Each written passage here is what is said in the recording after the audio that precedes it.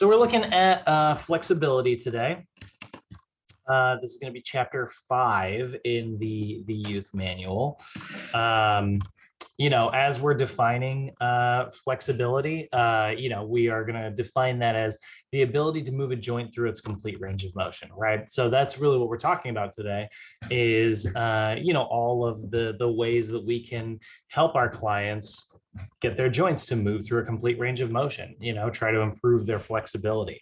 It's not always about being super mobile in one muscle. That's great and all, but we do want to be able to move, joints in both directions or all directions that they're able to move properly. I've got plenty flexible quadriceps, but sometimes my hamstring flexibility is like a really big struggle. So can I move my hip joint and my knee joint through their proper ranges of motion? There's, an argument to be made. So that's kind of what we're looking at. We're going to look at, we talked yesterday about analyzing posture and stuff through the overhead squat. Well, that conversation pivots directly into how we assess our clients' flexibility and stuff. So we are going to be talking today about the specific guidelines and how to write programs related to flexibility.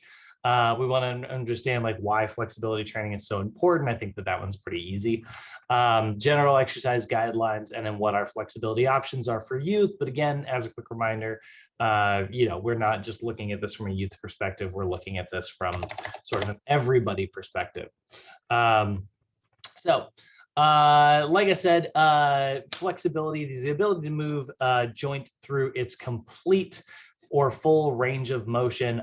For youth, this is a big deal because as we are, growing, flexibility is going to alter pretty rapidly. As we get older, we tend to lose our flexibility a little bit because the bones in our body are actually growing a little bit closer together. And so there's just going to be a limited amount of space in those joints.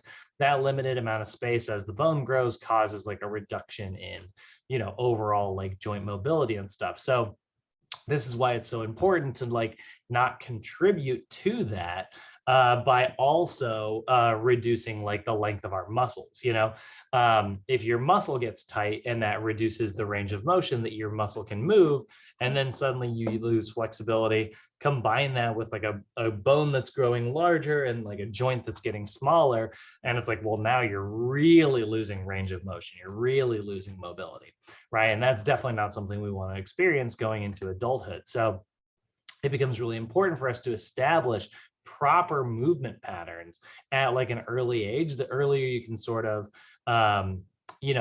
introduce that, the easier it's going to be to carry that for those proper ranges of motion, that proper movement into adulthood. So we are definitely trying to sort of reinforce our clients, we're trying to create good habits as a youth, and then we can reinforce those habits as we move through adulthood and stuff. So one of the things that's really great about flexibility training is it makes it really, really, really simple to maintain a full range of motion for the joints, because you are literally pulling them through these sort of exaggerated ranges of motion.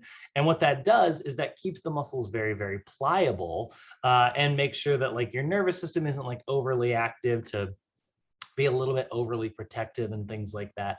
And so then your muscles are going to relax when we need them to relax. So they're going to strengthen or they're going to contract when we need them to contract.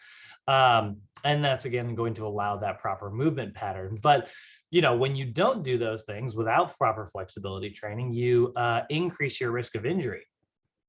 And we certainly don't want to do that, right? If we think about how a muscle works, right? If we picture a muscle end to end, let's just picture, let's take a look at a muscle, we're just kind of looking at this thing, right? It's got two ends on both sides. There's going to be a tendon. In the middle, there's the muscle belly, right? This is the very pliable, very flexible, very mobile part of the muscle. And then there's these really stiff tendons on either end where, in this case, this looks like it's maybe a quadricep muscle. So it's starting at the hip and then it's inserting onto the knee, right? So maybe this tendon's at the hip and this tendon's over at the knee, whatever. That means that their two attachment sites are very solid pieces. And then we need to have this flexible portion in the middle. If we lose some flexibility, maybe we get some scar tissue, or, you know, we even just develop a little bit of overactivity because maybe we just contract this muscle all day long. We get really used to contracting it. This muscle then no longer wants to relax. So then what has to happen is fibers over here, or even the tendons have to sort of make up for that lack of mobility. You know, imagine if you had like a bunch of people holding hands end to end, and then one person pulled their arms in like this and then refused to let go. Everybody else would in that chain would feel a little bit of a stretch because they'd be, you know, because Bob's pulling in like this, Sarah's feeling a stretch, and then Jim's feeling a stretch, and then John's feeling a stretch. Like everybody else has to kind of make up for that lack of range of motion because Bob doesn't have his arm straight, right? That's kind of what's happening in your cells here, right? If there's scar tissue in any part of this muscle's belly, it's going to reduce the mobility of the other sections of it, right? And so that's going to reduce like how much range of motion the joint can move through, and that's going to increase our risk of injury. It's going to be highly likely that, you know, that part of the muscle that really shouldn't be, you know, moving the, you know, too much or overstretching or anything like that, that part of the muscle is now going to be like massively stretched out. And maybe it's not able to do that. And so then it tears. And that's how we get injured, due to like a decreased mobility. Other versions we also have, did we talk about that? I can't remember who I was talking to about this, but we talked about tendonitis and what that is. And that's where basically like, you know, a tendon is being stretched so much, so consistently, that, oh, hold on just a second. Babe, we got two of you. Did you join on your phone separate from like your iPad or something? I got a call. I had the Spectrum on the other line. I was waiting for them to call me back, and I had some issues. But yeah, I'm sorry. I said I put you on hold, but then I took the line. I guess I don't know what happened. No problem. No problem. I was like, how are there two of you? I did not know Zoom could do that. That was kind of cool. But yeah, if we think about like, we think about the fact that like, you know, certain sections of a fiber of a muscle cannot move through a full range of motion, so then the other fibers have to. That can be, you know, lead to too much stress on, you know, sections that really aren't designed to be able to move that much. And then in things like tendonitis, it's where maybe like a tight muscle, you know, a tight muscle actually rubs against like a hard portion. Like if you think about like what plantar fasciitis is, for instance, right? That's where your Achilles tendon is coming around and it wraps around. It becomes like, well, there's a picture of Achilles tendonitis, but you know, your plantar fascia wraps around and then becomes the arch of your foot. If it rubs on this bone here, if it rubs on this bone here, you know, tendonitis, I always tell people to picture it this way, like put your hands together and then start rubbing like this. And now, you know, don't stop for the next 16 hours. That's what having tendonitis is kind of like. You're just rubbing this soft tissue against this very hard tissue. And so it causes a lot of friction and that causes like a lot of pain and stuff. So there's a lot of different versions of that. And that usually comes from, you know, a version of decreased mobility, you know, Achilles tendonitis. If this, you know, if your gastrocnemius and your soleus are really, really tight, you know, that can lead to that Achilles tendonitis that we were just seeing, that I totally lost. I clicked away and now it's gone. Where did it go? It's so, oh, there it is, right in front of my face. You know, like if your muscles up here are really tight, that's going to pull all of this superiorly, which is then going to cause this to kind of rub and drag and stuff. So that's definitely one of the reasons why, you know, we know that flexibility training is going to reduce our risk of injury, whether that injury is tendonitis, an ankle sprain, or, you know, like a torn muscle or a pulled muscle or something. And then the other nice thing is like when you can move through a full range of motion, of course, you're going to be more athletic. You know, you're going to improve your overall like sports performance. That's going to be a big part of things as well. You know, just being able to move through a full range of motion means that like you're going to have an advantage that maybe somebody else doesn't have, you know? So when we're talking about flexibility, one of the things that we need to talk about is poor flexibility. Now, poor flexibility means that you can't move through a full range of motion. So then your body has to find new ways to move in order to get the job done.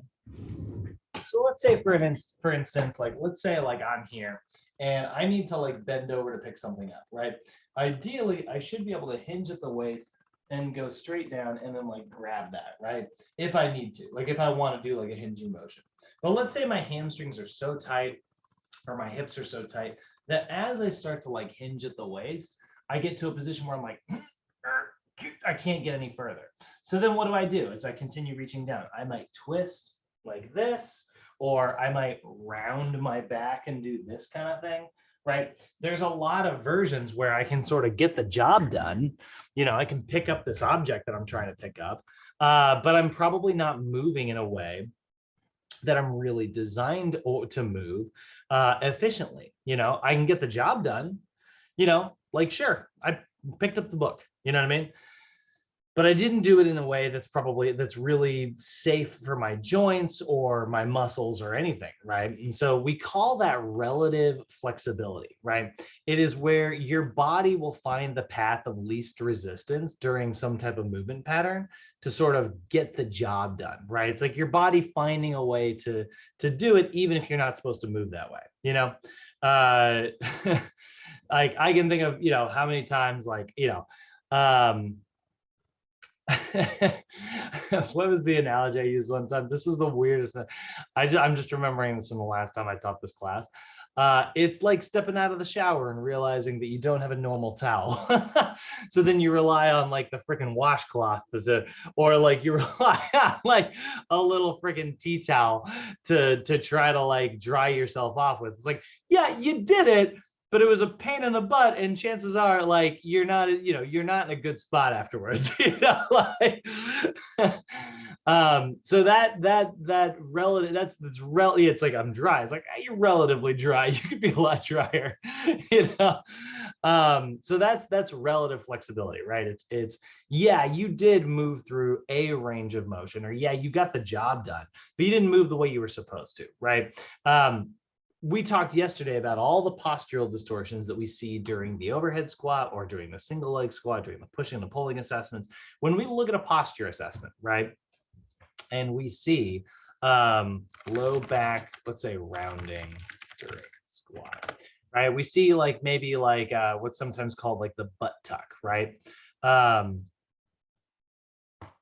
You see something kind of like this as somebody's squatting down. That is showing a limited range of motion in certain joints. Now, here's the thing. A little bit of rounding is honestly not going to hurt you that bad. But like massive rounding that we sometimes see, where we see stuff like, you know, like that is literally somebody just like leaning forward during a squat. That's not awesome. And I think, you know, a lot of times like these pictures are, you know, there we go. That's a really bad one. You know, major exaggerations and stuff. But like when we see that limited range of motion, the reason that's happening is because like as they were squatting down, they got to a depth where their muscle no longer wanted to move through a range of motion. Their muscle didn't want to go any further. So then what happened is their body, but at the same time, they do want to get low on the squat because maybe that's what they saw in the picture on the magazine or on the internet, or, you know, this is what their trainer is telling them is like, you got to get low, you know, ass to grass, you know, like, and so like people will see that and they'll try to do that. But what ends up happening is like, because of limited mobility, because of limited like ranges of motion, as they get to like their end range, their body finds a way to kind of get them a little bit further, even though that's not really how they're designed to move, right? So you can see, actually, this is a great picture right here. You can see like this is an example of like a nice neutral spine, which is sort of what we're looking for. Here's a little bit of an excessive. This is so funny. You can tell this guy is probably a natural low back rounder. He's trying to give like a low back arching, which he doesn't have like a great version of, which is kind of like me. Whenever I try to demo a low back arch, I'm not so good at it either, because I do naturally round like this myself. So like when I'm trying to show the opposite of that, it's very difficult for me because I'm not naturally good at it. but yeah, you can kind of see like this is sort of the, both of these are relative flexibility. It's like here, it's like the hip flexors don't want to let go, and over here the hamstrings don't want to let go. And so like in either version, the body is going to move in a way that's maybe not designed. That's going to put too much stress on certain joints, and that could lead to overuse injuries. Not to mention that it leads to like poor technique, which, poor technique is going to mean that you're going to have reduced performance and, like we keep saying, an increased risk of injury. So that poor motor control leads to altered movement patterns. Those altered movement patterns lead to an injury. That injury leads to scar tissue. That scar tissue leads to a limited range of motion. That limited range of motion leads to poor movement, and the cycle repeats. This is sometimes referred to as the cumulative injury cycle. And this is something that we will often see in our clients, right? Where they maybe move like a specific way that they're really not designed to move. And then their body gets hurt, right? So they have like poor movement that leads to tissue trauma. That trauma leads to inflammation in the muscle. That muscle inflammation leads to a muscle spasm, which leads to scar tissue, which we're calling an adhesion here. And now, because that muscle has a limited range of motion, their brain is going to learn how to control that muscle the wrong way. That's going to lead to a muscle imbalance where that muscle can no longer relax, which leads to them moving the wrong way and leads to tissue trauma. So it's a constant cycle. How many people do you guys know where, somebody sprains their ankle all the time? It's like they just have a consistent ankle sprain, or they have that happens, every couple of years they sprain their ankle, or every couple of years they throw out their back, or get like a pinch in their shoulder, or pinch in their neck or something like that. We constantly know clients and friends and family who are sort of dealing with these altered movement patterns which are causing these injuries. Good examples that we've got. We talked about, sort of the big ones yesterday during the overhead squat.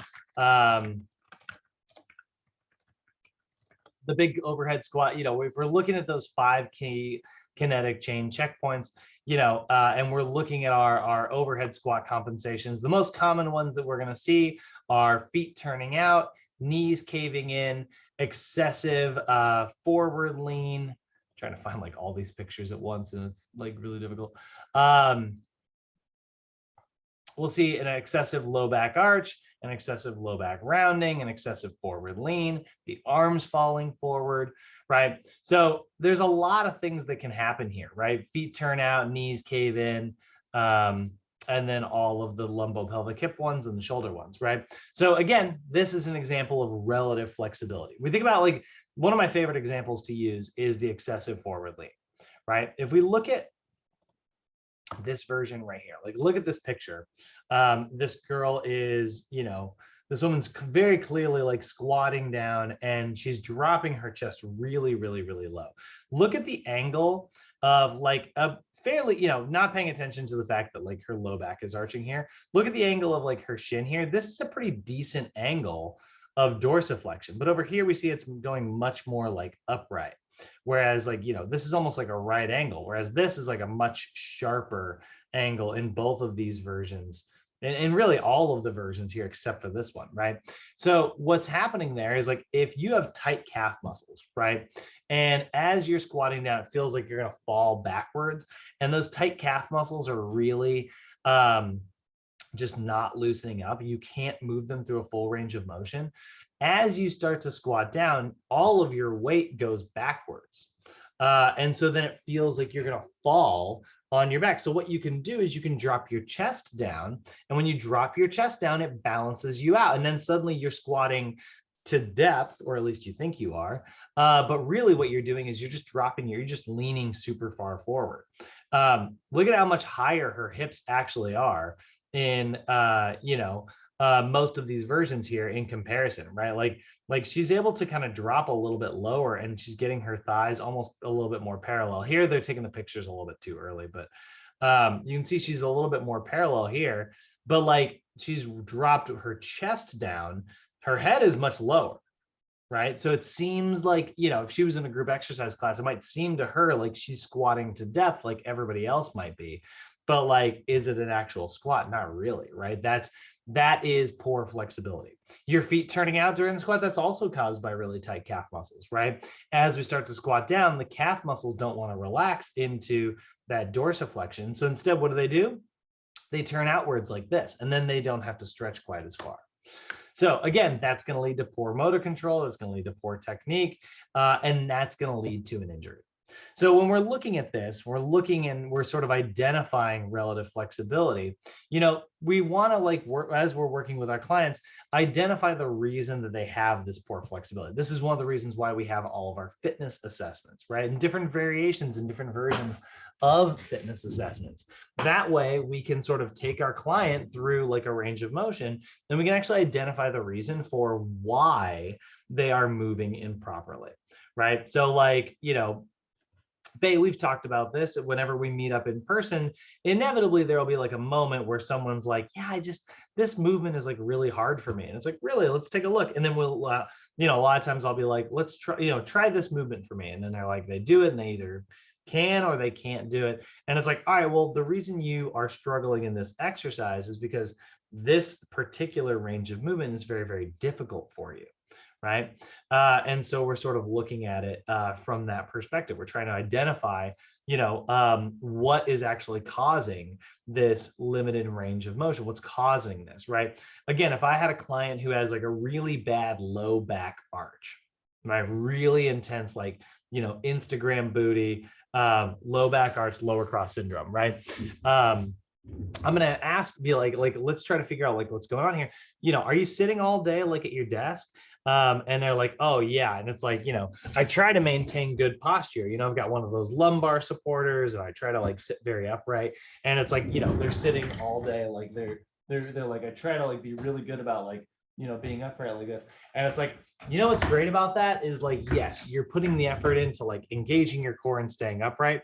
But the bummer is using that little posture, that lumbar support is actually overarching your low back. And then you are contracting your hip flexors to draw you upwards like this. And you've actually kind of gone too far in the right direction, if that makes sense, right? You've done a little bit too much of the thing that you were trying to do to help. And now your hip flexors are tight, your low back is tight, and you've sort of deactivated these other muscles. And now it's like you've been sitting like this so much and trying so hard that then when you get up, you have this like excessive arch going on in the low back there, rather than being in more of a neutral position, right? And those little things make a difference. They lead to aches and pains because, you think about like excessive low back arch.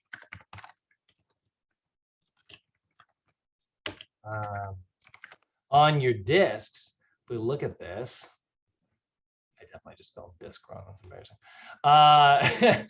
You think about like, doing way too much of this arching, you're putting all this extra pressure in the back.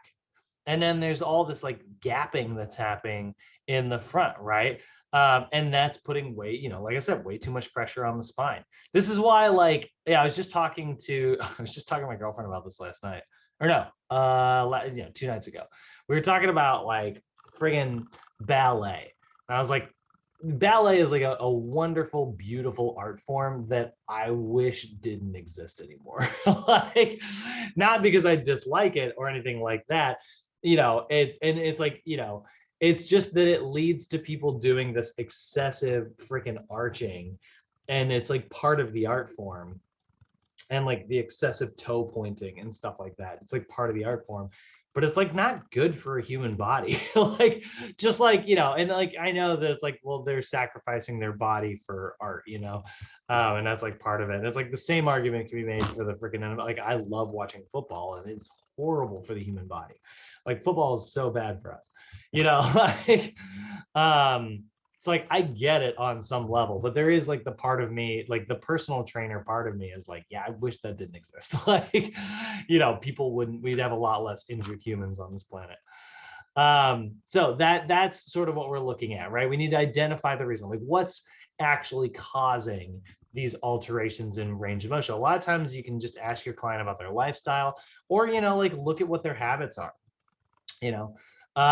Remain patient, that's a big one. Obviously, like, the thing about flexibility training is, like, people will be like, I did the stretches, why does this still hurt? It's like, you did the stretches today. Like, like, this is something that's going to take time and effort. Your brain doesn't even recognize that it can move through these ranges of motion just yet. Like, it still thinks that your muscles are really tight. This is going to take a lot of time for your nervous system to like learn these new movements. Just like as we were growing up, our bodies changed, and we would go through these awkward phases because our brain doesn't know how to control this new range of motion, this new length of limb. The same thing is true when you're improving your flexibility, so we got to be aware of that. Remain patient, coach the proper movement pattern. When your client does move through the wrong range of motion, make sure that you take a moment to be like, hey, no, remember, we want to keep our chests up, right? Or, hey, right, we want to keep that core engaged so that the back stays flat. Hey, push your knees out as we're squatting down. Hey, keep those toes in alignment, right? Just remind your clients, if they can't do the movement properly, you can always regress. If you're doing sort of an advanced version of a move and your client is not pulling it off, don't just try to get them to do their best version of that movement. Sometimes you're just going to need to regress the movement and do a different version. Like, a lot of times people will have trouble like getting through a full range of motion on a squat. So what a trainer will do oftentimes is they'll elevate their heels, and by giving them that heel elevation, it helps and like puts them in the, now they can suddenly move through a proper range of motion. That's great if you are still working towards getting them back to a normal squat. But a lot of times trainers will lean on that and they'll just let their client have their tight calves, and they won't continue working on it and trying to improve it like slowly over time. And it's like, that's not making your client better at the squat. Yeah, they might be pushing heavier and heavier weight and stuff, but they still have the same range of motion issues. So are they squatting, or are they doing, like a heel elevated squat? That's not quite the same thing. It's the elephant versus an elephant seal. They sound similar, but they're not the same animal. So regress appropriately. You don't always have to regress and just do a different movement. Sometimes it is worth like sticking it out, but it's going to be a client on client basis. And then the really big one, the best way to address poor flexibility is to work through corrective exercise. And when I say corrective exercise, you guys will know what I mean. We're talking about addressing the overactive muscles through flexibility training, but also flipping to the other side of the joint and strengthening the underactive muscles. I always use the example that like your muscles are kind of like shoelaces. Your shoelaces are very flexible, right? Like if you pull them end to end, they're made of nylon, right? They can kind of stretch out from end to end. They've got a little give to them.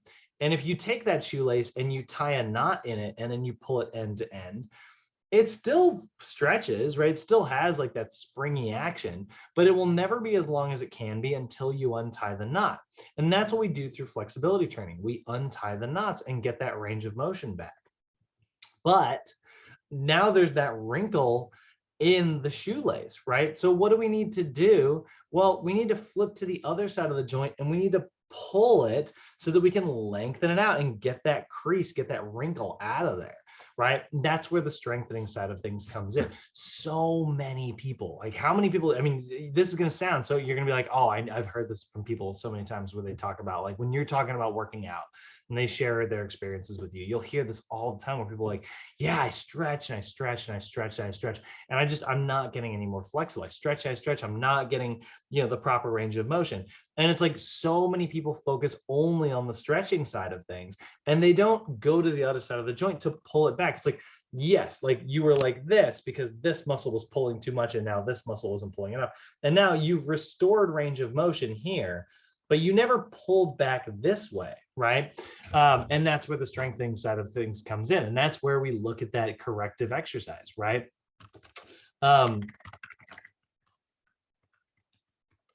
When you guys get to mow in capstone, one of the things you're going to learn is the corrective exercise continuum, which is this sort of 4-step process where we inhibit overactive muscles, then through like foam rolling and self-myofascial release and things like that. Then we lengthen those overactive muscles by stretching them out through the appropriate stretching techniques. But then we flip to the other side of the joint and we activate the underactive or weakened muscle followed by integrating that underactive or weakened muscle back into movement for the rest of the body. So if we think about this, it's like we do both the first half with our overactive stuff and the second half with the underactive stuff. Because that's sort of what's happening, is we have these alterations in the length of our joints, right? You can see here on the right, this is an overactive muscle here where we would inhibit and then lengthen. And then over here, we got an underactive muscle that's not pulling as much as it's supposed to because it's just turned off. So instead, we need to activate it, which will turn it on, and then integrate it with the rest of the body to keep it turned on. And that is where corrective exercise comes in. And that's why we need to do proper fitness assessments. I need to know what is overactive on one side and underactive on the other. So general guidelines for flexibility training. As we are sort of looking at this, we want to try to encourage our clients to practice flexibility training every single day. I go on stints where I'll be really good at it, and then I have stints where I'm really bad at it, where I try to encourage myself to just take a 5 to 10 minute period to stretch before I hop in bed. And then I try to do the same thing in the morning. And every now and then I'm pretty good at it. Sometimes not so much. I was just super excited about PRing on both my deadlift and my squat yesterday. And I wrote in my journal afterwards, I was like, hey, PRs were today. Good job, pat on the back, whatever. And I had done a great warm up yesterday. And so I was like, terrific workout today.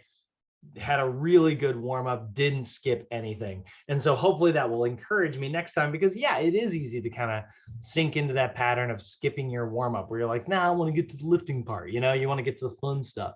And it's like, this should be the fun stuff, that proper corrective flexibility. So practice flexibility training daily, always warm up, always cool down as well. The cooling down is going to make sure that nothing tightens up after your workout, because you spend all this time activating stuff. So it's important to let it relax afterwards. And then as we are applying things, we are going to use NASM's we're going to use NASM's OPT model to look at flexibility training. So as we're looking at flexibility, right, we've got different flexibility techniques that we're going to use for different clients with different goals, right? If your client is in the stabilization level, you're going to apply corrective flexibility, which is going to consist of self-myofascial release, foam rolling techniques and the like, and static stretches. If your client's in the active or in the strength level, you're going to apply active flexibility techniques. And if your client's in the power level, you're going to apply functional flexibility techniques. Now, with youths, I do want to state, for the most part, we are primarily going to focus on corrective flexibility and functional flexibility. We actually aren't going to do a lot of active isolated stretches with our youth clients. And it's because of how the process of active flexibility works. Physiologically, it doesn't make a ton of sense to do it with youths. Remember, when we talked about the sort of physiologic differences between youths and adults, right? Youths do not have a very strong anaerobic energy system. When it comes to strength, that is not where they are getting their strength from. So we don't really do active flexibility because we also don't really do heavy strength training. And active flexibility pairs really well with heavy strength training. So it just doesn't make any sense to do those types of stretches. Instead, we're going to focus on static stretches to restore range of motion if we need to. And we're going to focus on dynamic stretches, which are just going to take advantage of moving through a full range of motion, which if they're a youth, they have great mobility, then moving through that full range of motion should actually be quite easy. So I will say there's a little asterisk here, general guidelines for flexibility training, you're going to apply these 3 different techniques depending on who your client is. But for youths, we are primarily focusing on corrective and functional flexibility. We're sort of skipping the middle with our youth clients, if that makes sense. Any questions or comments so far? Thomas, I didn't welcome you in, by the way. What's up? It's good to have you. But Hey, Dave. Feeling good, guys? Yeah, I am. Cool. All right. So let's look at corrective flexibility, right? So we're gonna again, if we're looking at NASM's OPT model, which I freaking no, I didn't close. If we're looking at the OPT model, right? These are sort of the 5 key ways that we're going to classify our clients, right? We're going to put them into either, phase 1 of training, a phase 2 of training, 3, 4, or 5. Now we're looking at phase 1 in particular, right? That is where we're going to start most of our clients. Most clients are going to start in the stabilization phase because that is, the beginner phase where we really want to develop a foundation for our clients, start them out, get them, used to moving like a specific way and stuff like that. So the stabilization level is only going to consist of 1 phase of training, which is the stabilization phase. So you can kind of use those terms like interchangeably, but there is a difference between levels and phases. The difference is like levels are used to determine your exercise selection. That's the only thing they're used for, right? So like there are stabilization level exercise choices. There's strength level exercise choices. There's power level exercise choices. Now, with stabilization and power, when we're looking at those exercise choices, they only apply to the 1 specific phase of training. So there's not really any distinction there, right? But when it comes to we see these 3 distinct phases, the strength endurance phase, the hypertrophy phase, the max strength phase, what makes those different? Well, that's where, when it comes to phases, your acute variable selections of like sets, reps, tempos, intensities, rest periods, things like that, that is where phases come in. So, I could pick the same exercise in strength endurance, and I could pick the same exercise in max strength. And they are both like, when it comes to the level, which is the exercise selection, I pick the bench press in both of those. I pick the barbell squat in both of those, pick the deadlift in both of those, right? Those are all the same exercise selections. But with strength endurance, I'm probably doing, 16 to 24 reps, that's a lot more repetitions compared to the max strength phase where I'm doing maybe 1 to 5 repetitions, where I'm keeping it very, very low. So we use phases to determine our acute variables like sets and reps and tempos and things like that. And we use levels to determine our exercise selection. Now, that's not really going to apply to today because when it comes to flexibility training, the way we do all this is actually the same no matter what phase of training you're in. So we're really only going to pay attention to levels today. In fact, we're going to pay attention to levels for the next couple days. But looking at this, if your client is a beginner and they're in the stabilization level, we are going to apply corrective flexibility. So let's break corrective flexibility down and really get into it here. So corrective flexibility is all about corrective exercise. It's about correcting movement patterns that may be altered or, alterations or poor neuromuscular control. This is, like I said, the reason this is the foundation of the staircase is because this is where we want to start. If I've got a person who shows up at the gym, they've never exercised before in their entire life, right? They've never engaged in activity or any physical activity before. Well, then I am going to start them on a routine that's going to teach them how to do a basic pressing movement, how to do a basic pressing movement, or a basic pushing movement, or a basic pulling movement, or a basic squatting movement, or a basic hinging movement, right? I want to teach them how to do those sort of 5 key movements, right? And once they know how to do those proper 5 key things, then I can start moving them into heavy versions of those. So, I'm going to start with unstable versions of a hinge so that as they're moving through that hinge, they're getting maximal sensory input and they're learning how to do it. I'm going to start them with an unstable version of a press, an unstable version of a push, a pull, and a squat, right? And so when they get those unstable versions, then they know how to move through a full range of motion. It wasn't about lifting a ton of weight. It was about making it difficult through instability, right? And that's why this is called the stabilization level. Then, yeah, let's start going heavy. You know, the strength levels after that. With the strength level, now I'm focused on like taking my client through strong versions, heavy versions of those key movements. Now I've really built up my client who was brand new. They had never exercised before. Then they learned how to do the movements. Now they're learning how to do the movements under like a high amount of force. And then lastly, I can take them through those movements explosively. Now I can focus on moving, you know, it's like their brain knows how to do it properly. Now let's do it fast, right? Just like if you were trying to teach somebody how to like box, you would start very slowly, and then you would maybe make it a little bit faster and a little bit faster until eventually, you know, they're firing it out, right? And that's practicing slowly over time. You put somebody on a bike and have them just try to balance for just a second, and then they start going, and then, you know, eventually they're going downhill and they're going explosively, right? So the same thing applies to our flexibility, right? Corrective flexibility is what we apply to our stabilization level clients. And corrective flexibility is named such because you are correcting any imbalances that they might have before they ever get to that heavy stuff. You are addressing any of the postural distortions, any of the problems that they might have here as your foundational program before they ever get to the strong or explosive stuff.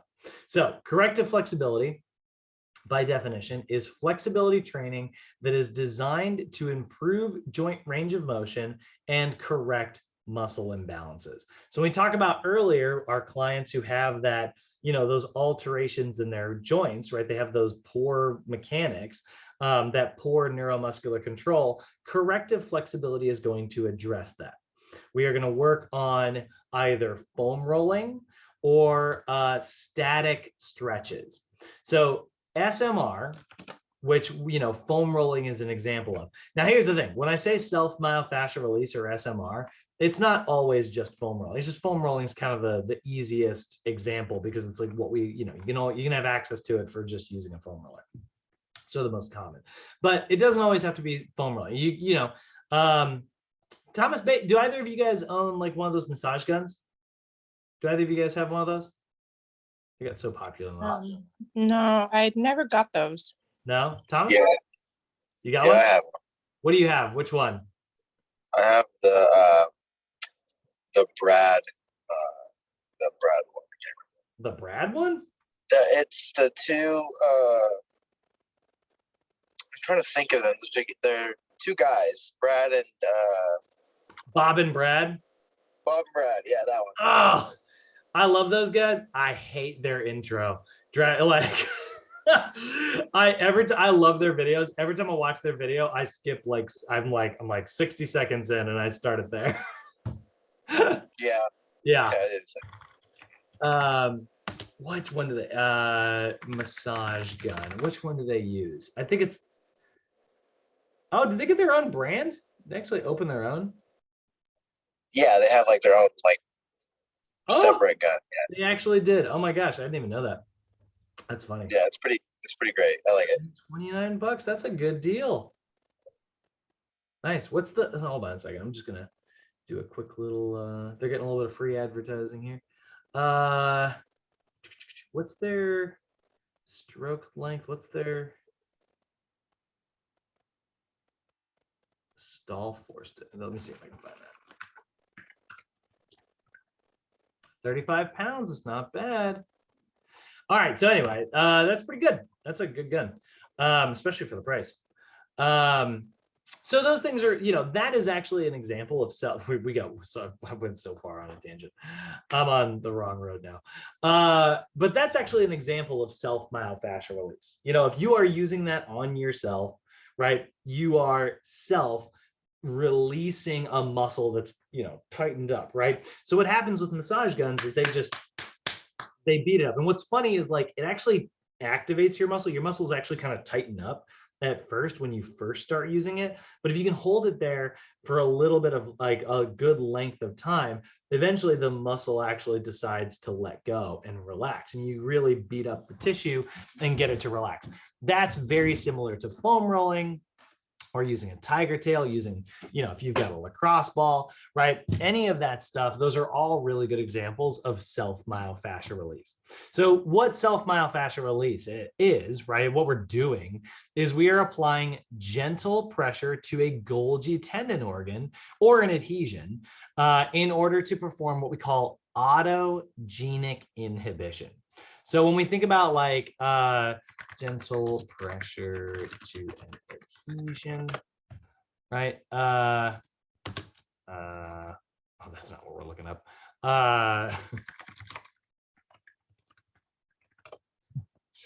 That would have been an interesting thing to Google.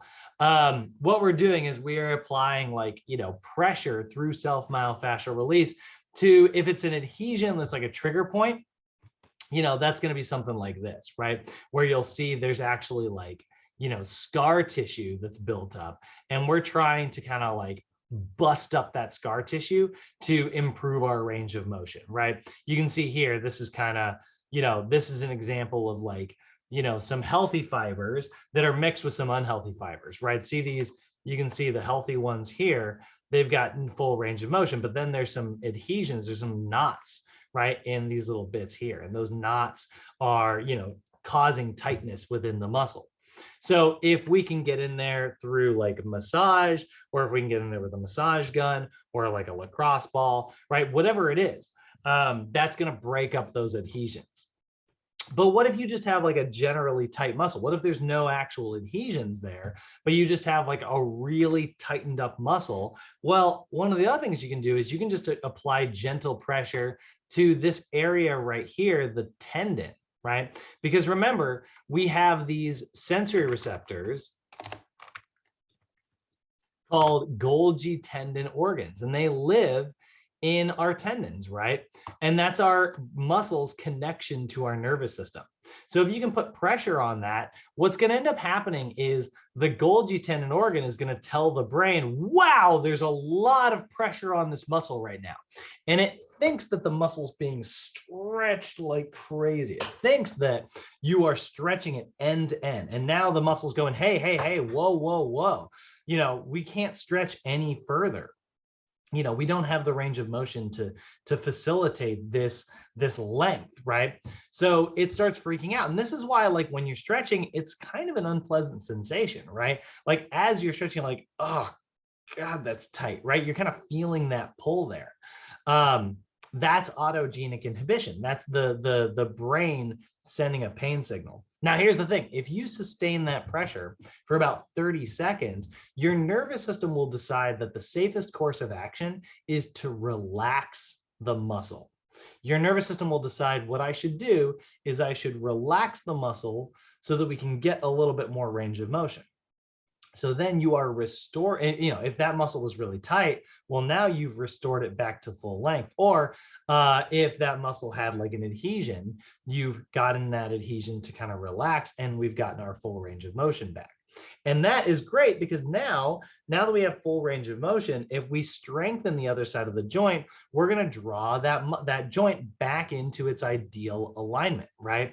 So that's autogenic inhibition. It's gentle pressure on a Golgi tendon organ or an adhesion that will cause the Golgi tendon organ to override and inhibit the muscle spindle, which is that other sensory receptor that is causing the contraction, right? Remember, muscle spindles are basically running from end to end in the muscle, right?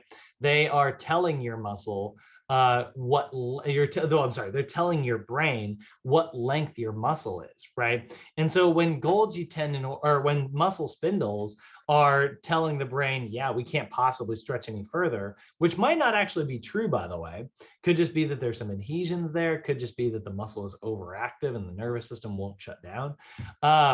We put pressure on a Golgi tendon organ, the Golgi tendon organ will turn this muscle spindle off. And that's great, right? And there's sort of two ways to apply that autogenic inhibition.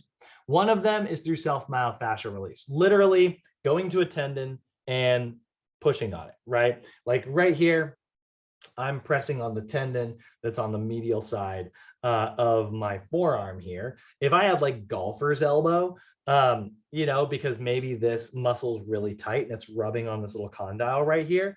If I put a little bit of pressure on that tendon, I'll tell you that is tender. Like I don't love that feeling, you know. But if I sustain that pressure for maybe like a full 30 seconds, you know, it might tell the muscle to relax and restore my range of motion. And then all of a sudden that rubbing sensation that I've been having on my elbow might go away. So autogenic inhibition is pressure on a Golgi tendon organ, which will inhibit a muscle spindle. And there's two ways to apply autogenic inhibition. One is through foam rolling, pressure, and the other one is through stretching a muscle end to end. If you were to grab a muscle here and grab it here and pull it like this, that is going to stretch the tendons on both ends of the muscle, which is also going to apply autogenic inhibition. So that is why corrective flexibility will consist of two things. It will consist of foam rolling and static stretches, okay? And that's what we're seeing here, right? SMR, foam rolling, massage guns, whatever, and static stretches. That's our corrective flexibility. Why is it corrective flexibility? Well, it's the type that corrects our muscle imbalances, right? So self-myofascial release can bust up our trigger points. And what you're going to do is you're going to do 1 to 2 sets of about a 30-second hold. You do want to give your nervous system time to shut down that adhesion, to turn that contraction off. And you need to do it for about 30 seconds, maybe sometimes longer. If you're using a massage gun, because the massage guns tend to be a little bit violent in the beginning and that kind of causes the muscle to tighten up, you actually want to hold it for about 2 full minutes. And that will give it plenty of time to shut down. So we do that little bit of self-myofascial release. Now we've sort of untied the knots within our muscles. Now what we need to do is we need to lengthen those muscles out so that they don't tighten right back up. And that's where our static stretches come in. Static stretching is going to create elongation within the muscle. And then that is going to also apply autogenic inhibition and further tell our nervous system to lengthen that muscle out. So we're going to do that also for 1 to 2 seconds. We're also going to hold that for a bare minimum of 30 seconds. And we want to make sure that we do this after our foam rolling. Because think of the foam rolling as the untying of the knots, and think of the stretching as lengthening those knots, you know, lengthening that rope out. You wouldn't want to like lengthen the rope first and then untie the knot second, right? So always foam roll first, always stretch second. In this case, it's foam roll followed by static stretches. Now, static stretches are great. They're really, really good at improving our range of motion, but there is a drawback here. Remember, autogenic inhibition is inhibiting muscle spindles, right? It's literally an inhibition technique. So if I'm trying to lift really, really heavy, should I be inhibiting my muscles first? Definitely not. I don't want to turn my muscles off before I go to try to like lift for maximum intensities. Now, that doesn't mean that I shouldn't ever stretch before I work out. It just means that I shouldn't do static stretches before I do heavy lifting. If I Google this right now, if I Google, should you stretch before you work? Right? CNET.com. Yeah, that's a great place because CNET is definitely not going to be full of experts.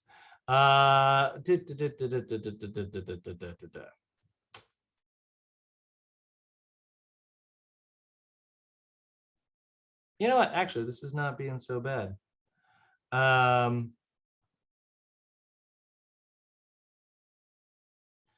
This actually isn't so bad. They're being really good. They're actually taking a very measured approach to this. I am pleasantly surprised.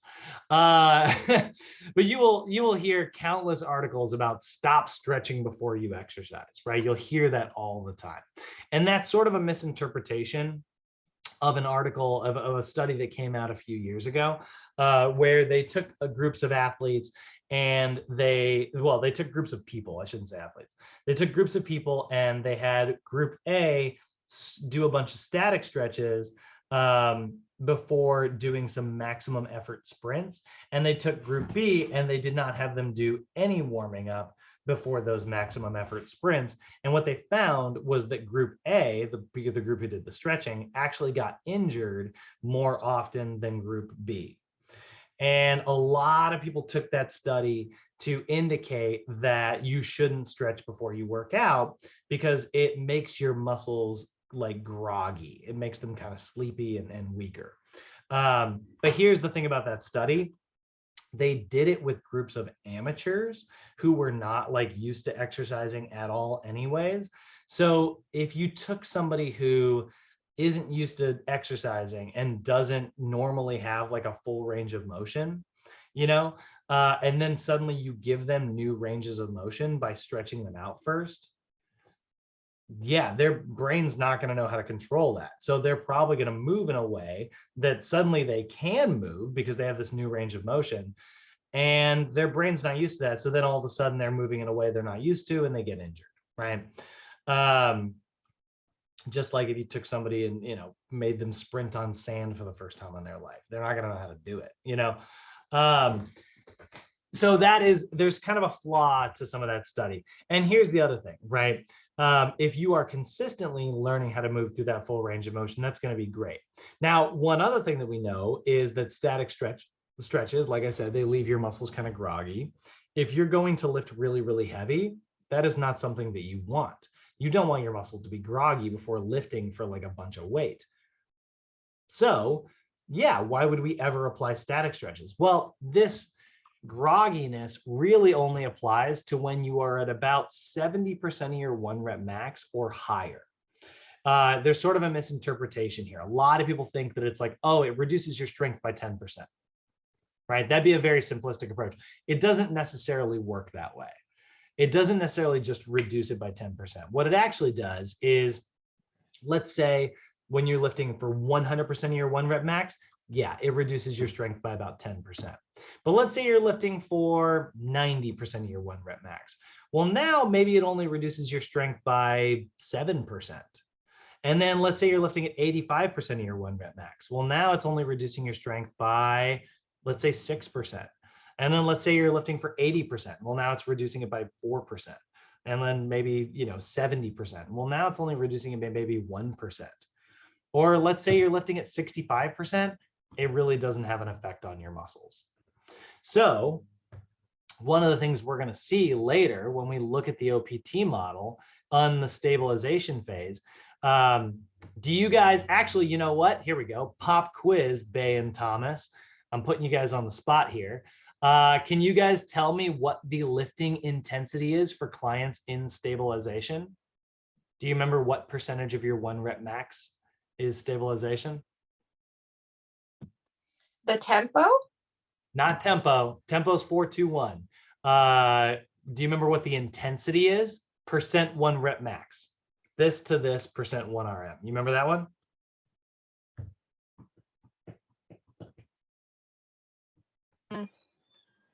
I'm trying to think. Hold on. So max strength was 85 to 100. Hypertrophy was 75 to 85. Strength endurance was 70 to 80. What's stabilization? Was it in the 40s? I'm sorry, this is what I'm. It's not quite that low. It's a little bit higher. 50? 50? 52. So you're right. It is 50. Is if you're doing like 20 reps, 50 is the right number. But remember, our rep range for stabilization is 12 to 20, right? So 50 corresponds with about 20 reps. What about 12 reps? How high do you think it goes? 50% up to? 60 A little higher. to 65? 7? 70%. 70%? Yep. So strength endurance starts at 70. Strength endurance is 70 to 80. So hypertrophy is 75 to 85. Max strength is 85 to 100. Stabilization is about 50 to 70. And remember what I just said was at 70%, it stops affecting how strong you can lift. So we can do static stretches in the stabilization phase, and it really doesn't have any negative effects on us. But yes, if you were doing 85 to 100% of your 1 rep max, don't do static stretches. Now, I will say this. What if you have really limited range of motion? What if you have like really bad posture and that is going to affect your lift? Yeah, do the static stretches. Sacrifice the heavy lifting, sacrifice that 10% of your 1 rep max or whatever, some of the strength that you might have had, get rid of it. Because what's more important is to move properly. We should always prioritize proper movement over lifting. So if you had a client in the strength phase, yeah, the rule is don't do static stretches. But if they have bad posture, do the static stretches. That's more important. So now you guys know what we're going to focus. It sounds like we're going to put a little bit of focus on big chart day coming up here. When we're going to take a look at those intensities, see if we can get those memorized. Because they may, that'll be like the question. You may have a question that says, which of the following intensities would be most appropriate for a client in the stabilization level? You guys are going to want to know it's 50 to 70, but we'll come to that in a couple of days. We're not getting that until we get into the resistance training. So it says here, avoid static stretches before maximal effort or explosive activities. And they're right. But that doesn't even come up because if our client's in stabilization, they're not doing maximal intensities, right? They're doing 50 to 70%. Now, what about our other types of stretches? What other stretches are there? Well, we still need to stretch out before we start working out. We still need to warm up. This is where active flexibility comes in to save the day. So if you are lifting really heavy, right? 70 to 80%, 75 to 85%, 85 to 100%, right? Like that's real friggin' heavy, right? If you're lifting that heavy, that is where active flexibility comes in. And this is where we're going to use self-myofascial release again. And we are going to instead use active isolated stretches. Now, active isolated stretches, so it consists of self-myofascial and active isolated, are short duration stretches. It's where instead of stretching and holding something for like 30 straight seconds, instead you're going to go 1, 2, and then relax, 1, 2, and then relax, 1, 2. You're going to hold it for about 2 seconds at a time, and you're going to do anywhere from about like 8 to 10 reps, so that is going to be active flexibility, right? Now, the reason we only hold it for about 2 seconds is because we're actually using a very different physiologic process here. In static stretches, we were applying autogenic inhibition, right? Sustained pressure, which causes the muscle to shut down. With active stretches, we are using the contraction of an antagonist muscle. We're actually contracting the opposite. If I want to stretch out my tricep, what do? I contract my bicep. If I want to stretch out my bicep, what do? I contract my tricep, right? So I'm using the opposite muscle. So by going 1, 2, 1, 2, I'm contracting the antagonist to the muscle that I'm stretching. So by contracting the antagonist, I'm drawing it through a full range of motion. That's actually turning on my muscle that's back here, while I am telling this muscle in the front to, be a little bit quiet, right? Shut down a little bit. But I'm not telling it to like fully shut down the way I was with autogenic inhibition. That's why reciprocal inhibition is a little bit different. It's the contraction of an agonist, which will decrease the neural drive to its antagonist. So let's say like I'm trying to shut down the left side of my neck. If I contract the right side, that stretches this, and I would go back and forth like that, right? So now I'm using reciprocal inhibition. 1, 2, 1, 2. So now this muscle's turned on and this muscle's turned off, which in this case would actually be kind of a bad thing. We wouldn't really want to do that here because that's going to make me asymmetric, unless, I've got like a posture like this, in which case by doing this, I'm actually going to probably draw myself back to neutral. If I'm asymmetric, that actually is a pretty good move, but most people won't be. Instead, let's look at an example like my hamstrings, right? So if I go like this, right, I'm gonna try to balance here. Normally I'd be laying on my back, right? But I can't demo that for you guys. So let's say I'm here and I'm like this, and I want to stretch out my hamstrings. If I contract my quad, if I actively squeeze this muscle right here, that's going to draw my leg through this range of motion. That stretches my hamstring. So then I relax. So I go 1, 2, and then I relax, right? I go 1, 2, and then I relax. Now I'm turning this muscle on, and that is turning this muscle off. That's reciprocal inhibition. One muscle is reciprocating the other one.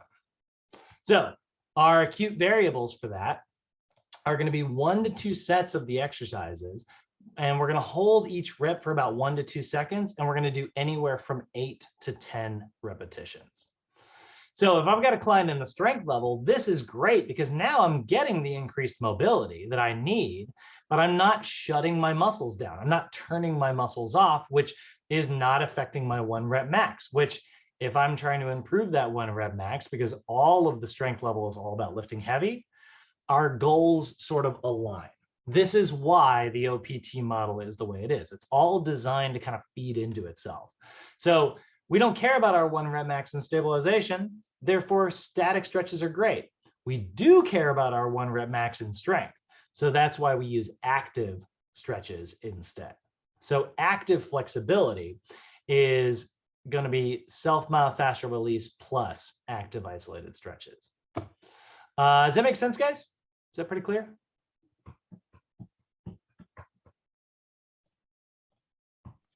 Cool. Yeah, it's good. Thank you. Cool. It's always weird, right? Like it's kind of like it's an interesting thing because it's like at the end of you hear it all the time where people are like, don't stretch before you lift, it makes you weaker. And it's like, no. You're saying it wrong. Don't static stretch before you lift heavy. They're leaving out, when you oversimplify it, you're leaving out key details. Stretching before you work out is always important. You just need to do the right types of stretches with the right types of lifting. Just like it doesn't make any sense for me to do only static or only active stretches before I lift really light. Active stretches aren't as good at improving range of motion the way static stretches are. So like, I'm not going to get the most bang for my buck. And it's like, well, I don't want to make myself weaker. And it's like, no, you're lifting at like 60% of your 1 rep max. It's not going to affect it at that level. So anyway, people are oversimplifying things all the time. And we are looking at this in a non-oversimplified manner.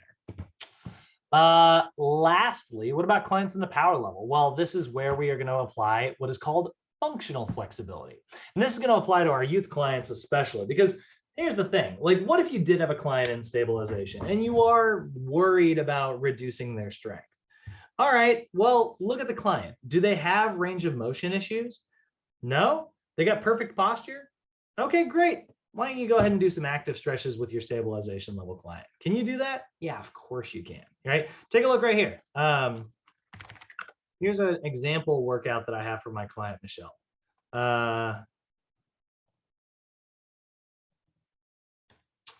Take a look at her warm up. You'll notice I've got a seated calf stretch, which is a 30-second hold, so that's static, followed immediately by an active 90-90 hamstring stretch for 10 reps. So I've blended some static and active stretches together. I've got a sphinx pose over here, which is active, and then I got a shoulder dislocation, which is a dynamic stretch. So I'm blending, a bunch of static stretches with a couple active stretches and 1 dynamic stretch, because her shoulders are in great shape. They don't have any range of motion issues.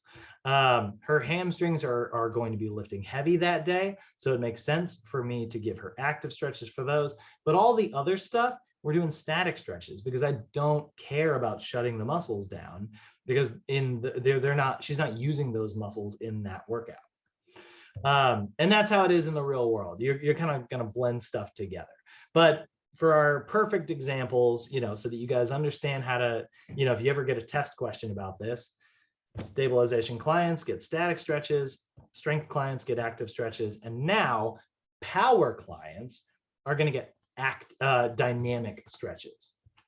So functional flexibility is going to be self-myofascial release plus dynamic stretches. Okay, dynamic stretches that mimic the movements of everyday life in order to draw the muscles through a full range of motion under, very light weight. Okay, so this is really good for warming up because it's things like body weight squats or walking lunges, right? So, these actually mimic our everyday movements.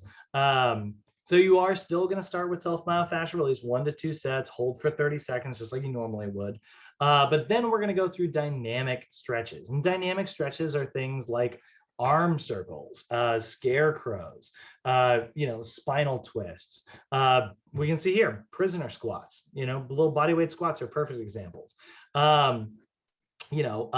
Frankenstein kicks, all of those things like that. So these are functional movements that are stretching the muscles by drawing the muscle through like a full range of motion, but it's doing it at a very gentle pace so that it's sort of a warm up, right?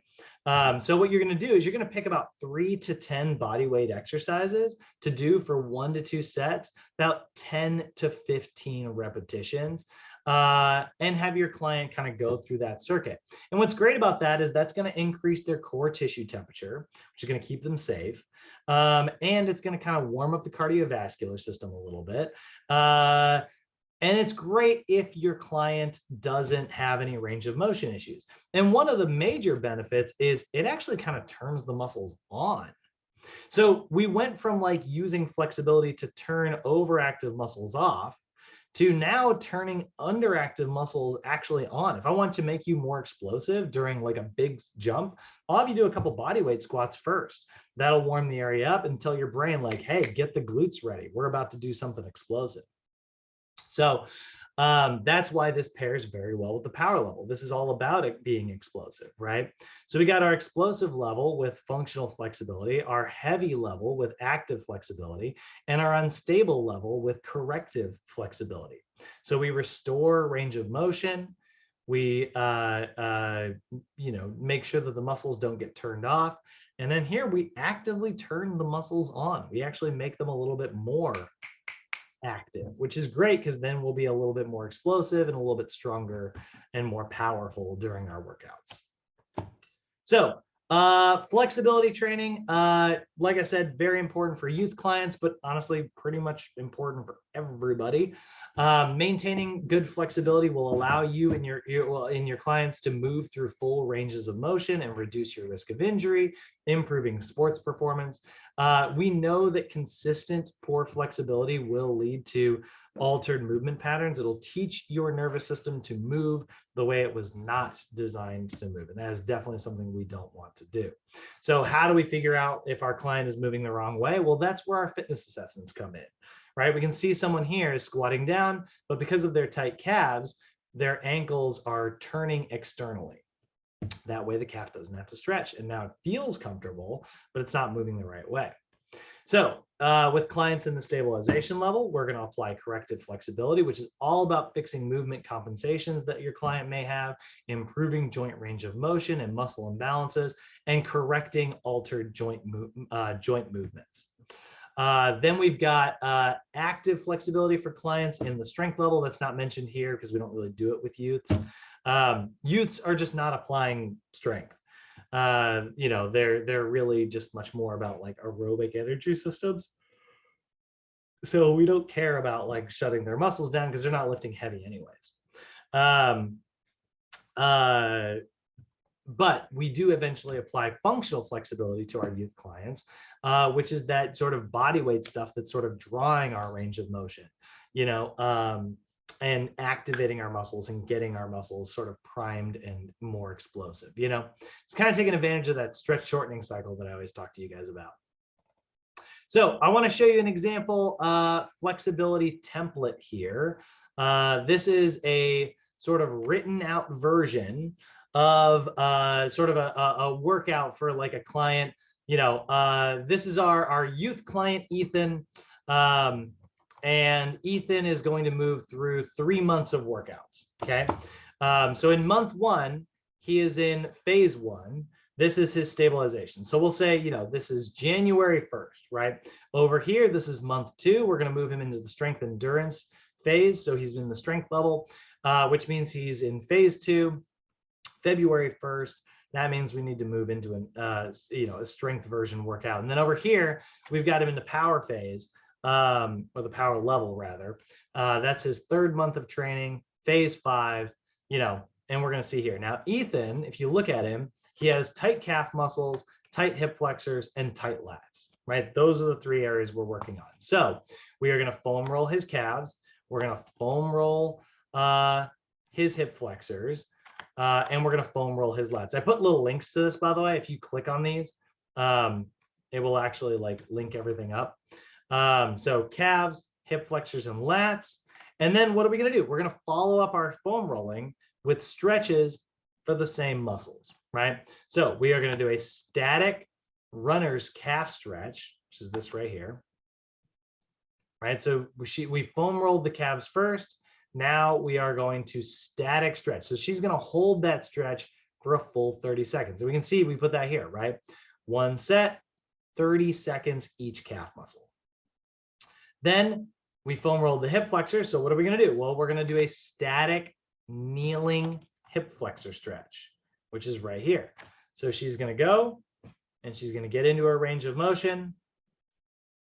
And she's going to hold that static stretch for a full 30 seconds, right? And then we did the ball lat stretch. So he's going to go here and he's going to hold for a full 30 seconds. So there's our corrective flexibility example, right? And then for the cool down, we did the same thing, just sort of in reverse, right? We would follow up our stretching with a little bit of cardio on the spin bike. Well, here we're going to start with the spin bike, and then we'll do the foam rolling, and then we'll do the stretches, right? So there we go. That's my warm up for Ethan in his first month of training. Now, we know his problems are his calves, his hip flexors, and his lats. So I go down here, month 2, guess what? I'm still going to foam roll his calves. I'm still going to foam roll his hip flexors, and I'm still going to foam roll his lats. None of that changed. It's all the same. But what did change is now he's lifting really heavy this month.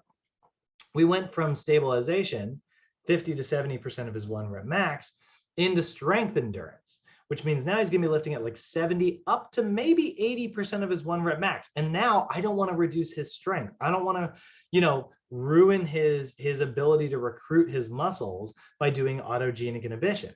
Now I want to apply reciprocal inhibition to keep his muscles active and turned on throughout the workout. So instead, we still foam roll the same things, but now we're going to do active stretches, right? We're going to do the active runner's calf stretch. Guess what? It looks exactly the same, except now she is going to do a little bit of like active movement. She's going to move through one range of motion, then she's going to move back through a different range of motion, and then she's going to go back into the first range of motion. So she's going to hold each position for 10 repetitions, hold each rep for about 2 seconds each. So she's going to hold each rep 1 to 2 seconds. She's going to do about 10 reps for each calf muscle. Same thing is true of our active kneeling hip flexor stretch, right? We're going to kneel 1 to 2 and then relax. We're going to kneel 1 to 2 and then relax, right? Back and forth. And then just like the other ball stretch, right? Ball lat stretch. Only this version is the active version. They actually didn't have a ball lat stretch, so I had to link a foam roller version here, but she should be holding about 1 to 2 seconds. He's giving an explanation, so she's holding for like 3 or 4 seconds, but whatever, it's all the same thing.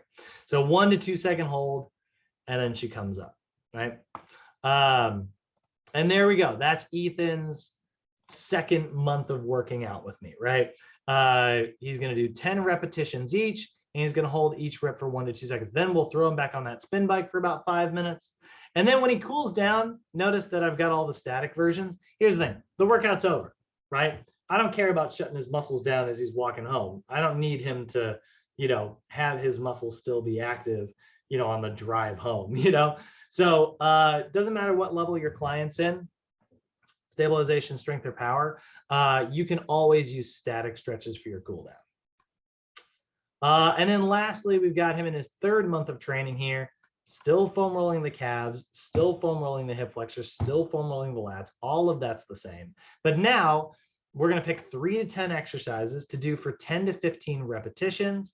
And here we're doing 2 sets, 10 repetitions each. And I picked 1, 2, 3, 4, 5, 6 exercises. Now his tight muscles were the calves, hip flexors, and lats. So we did a heel walk. This little exercise right here, which is kind of it's a little silly looking, but trust me, it's a really good one. So just like that, a little bit of a heel walk, right? And that's a dynamic calf stretch. We did a walking lunge with a twist. That's a dynamic hip flexor stretch. She's doing it with a weight. You don't necessarily have to, but you can, right? And then we did a walking lateral lunge. That's a really good one for the hips and adductors. So he's going to walk into his next one. He's going a little slow, but that's okay. Butt kickers, which is really good for the hip flexors. Arm circles, which is really good for the lats. And alternating arm raises, which is also really good for the lats. And now I've done the exact same thing, just sort of an evolved version each month, right? We started with the static versions, moved into the active versions, and then eventually ended up at the dynamic version. And then his cool down is all the static versions again. So that's the same workout 3 different ways, right? And we're just evolving our client from one to the next. So those stretches were most appropriate for my stabilization level, and then the other stretches were most appropriate for my active and most appropriate for my strength and my power levels. And that's about it. Bay, Thomas, you guys got any questions? How you guys feeling about all that? I'm good. Yeah, Yeah, I'm good too. cool, cool. Well, we got big chart day coming up soon, where I want you guys to kind of, get familiar with those numbers. You guys are going to want to have it memorized. Like, how long do you hold active stretches for? 1 to 2 seconds, right? How many exercises do you pick if you're choosing dynamic stretches? About 3 to 10. Like, we got to get all those numbers memorized. Just like the 50 to 70% we were talking about earlier. So we've got another review of that coming up in the next couple of days. Monday, we're going to be getting into cardio stuff. Do you give your client, 70% of their heart rate max, 80%? We got to determine, right? So that's what we're going to look at on Monday. But other than that, you guys are free to your weekends.